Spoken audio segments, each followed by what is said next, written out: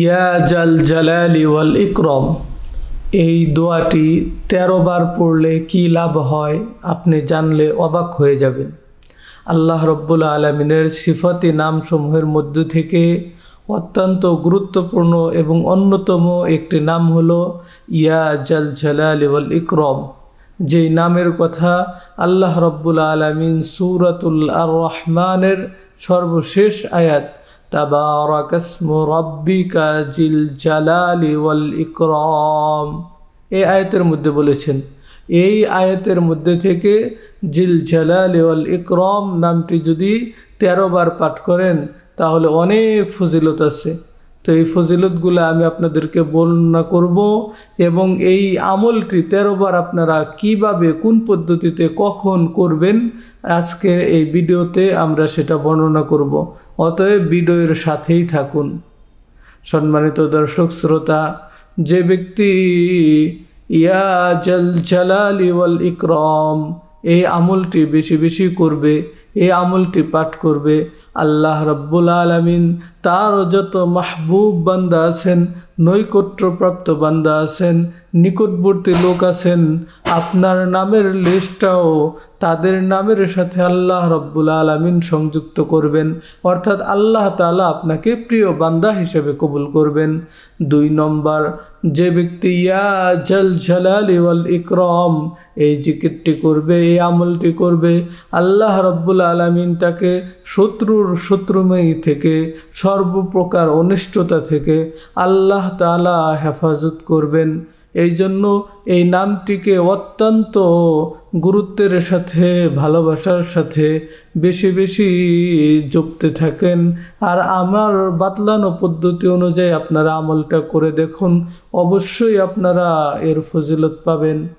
3 নম্বরে ইয়া জাল জালালি ওয়াল ইকরাম পড়লে যেই ফজিলতটা পাবেন সেটা হলো আল্লাহ তাআলা মনের দুঃখ কষ্ট, চিন্তা পেরেশানি এগুলো সব কিছু দূর করে দিবেন।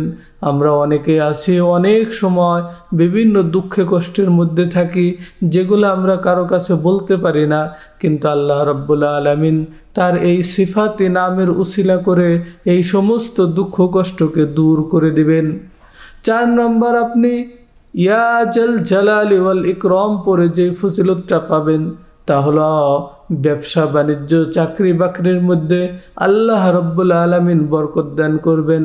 অনেকে আমাদের কাছে জিজ্ঞাসা করেন, বলে থাকেন যে ভাই ব্যবসা বাণিজ্যের মধ্যে বরকত পাই না, ব্যবসা বাণিজ্য উন্নত হয় না, ব্যবসা বাণিজ্য করতেছি, দিন দিন আমার পুঁজি আরও নিঃশেষ হয়ে যাইতেছে, আমার ব্যবসায় কোনো উন্নতি আসতেছে না।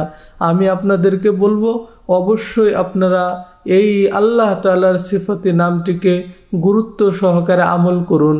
আল্লাহ রব্বুল আলামিন ব্যবসা বাণিজ্যের মধ্যে বরকত দান করবেন, চাকরির ভিতরে বরকত দান করবেন, কর্মস্থলের মধ্যে সম্মান দান করবেন। তো এই জন্য ইয়া জাল জালালি ওয়াল ইকরাম এই নামটি আপনারা বেশি বেশি পড়ুন। 6 নম্বর যে ফজিলতটি আপনারা পাবেন সেটা হলো আল্লাহ রব্বুল আলামিন অর্থনৈতিক উন্নতি দান করবেন।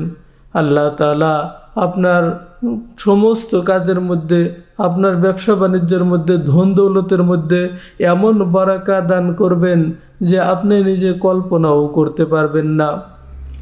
7 নম্বর, আপনি যদি এই ইয়া জাল জালালি ওয়াল ইকরাম এই আমলটি করেন, আল্লাহ রব্বুল আলামিন আপনার জিন্দেগির ছোট বড় সকল গুনাহ খাতাগুলোকে মাফ করে দেবেন। আমরা যে যত গুনাহ করছি, যত পাপ করছি, এই জিকিরের উসিলায় আল্লাহ রব্বুল আলামিন জিন্দেগির গুনাহগুলোকে ধুয়ে মুছে সাফ করে দিবেন।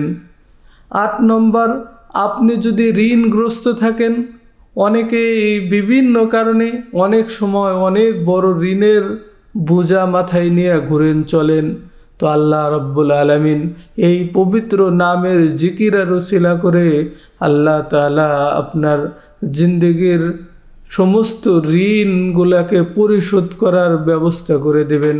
তো এই জন্য ইয়া জাল জালালি ওয়াল ইকরাম এই আমলটি অত্যন্ত গুরুত্বের সাথে আদায় করতে থাকুন।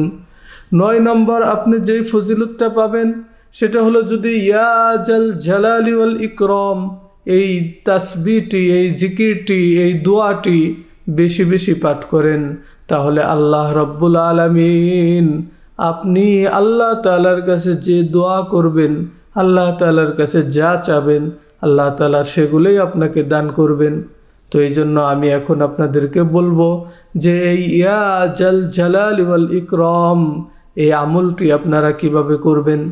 এই আমলটি করার জন্য সর্বপ্রথম যে শর্ত, সেটা হলো আপনাকে ভালোভাবে পাক ও পবিত্র হতে হবে। কারণ আল্লাহ রব্বুল আলামিন তার পবিত্র কালামে পাকের মধ্যে ইরশাদ করেন যে আল্লাহ তাআলা বলেন, আমি পবিত্র এবং পবিত্রতাকে ভালোবাসি। তো এই জন্য আপনাকে সুন্নত তরিকায় অজু করে পাক পবিত্র হয়ে তারপর আপনাকে এই আমলটি করতে হবে। ওজুর শুরুতে পড়ে নেবেন বিসমিল্লাহির রহমানির রহিম, এবং ওজুর শেষে আকাশের দিকে কালেমায়ে শাহাদাত পড়ে আল্লাহ তাআলার কাছে ইশারা করে বলবেন যে কালেমায়ে শাহাদাতটা হলো আশহাদু আল্লা ইলাহা ইল্লাল্লাহু ওয়াহদাহু লা শারীকা লাহু ওয়া আশহাদু আন্না মুহাম্মাদান আবদুহু ওয়া রাসূলুহু। যে ব্যক্তি ওযুর শেষে কালেমায়ে শাহাদাত পড়বে, আল্লাহ রাব্বুল আলামিন ওই ব্যক্তির জন্য ফেরেশতাদেরকে নির্দেশ করবেন, ও ফেরেশতারা তোমরা আমার জান্নাতের দরজাসমূহ আমার বান্দার জন্য খুলে দাও। আমার বান্দা জান্নাতের যে দরজা দিয়ে ইচ্ছা সে জান্নাতে প্রবেশ করবে।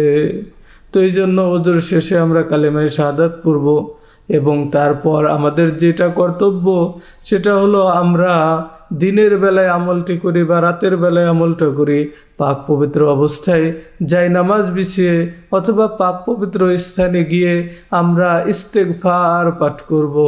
সর্বপ্রথম আস্তাগফিরুল্লাহ ওয়া আতুবু ইলাইহি, এই ছোট্ট ইস্তেগফারটি বারবার পড়ব, কারণ ইস্তেগফারেরও অনেক ফজিলত আছে।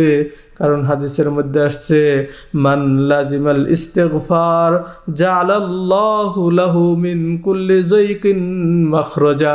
যে ব্যক্তি ইস্তেগফারকে লাজিম করে নিবে, ইস্তেগফারের মধ্যে আঠার মতো লেগে থাকবে, আল্লাহ তাআলা তার সকল প্রকার সংকটকে দূর করবেন, সমস্ত বালা মুসিবত থেকে হেফাজত করবেন, এবং আল্লাহ তাআলা এমন রিজিক দিবেন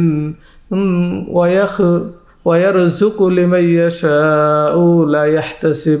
আল্লাহ তাআলা এমন রিজিক দিবেন যে সে কল্পনাও করতে পারবে না।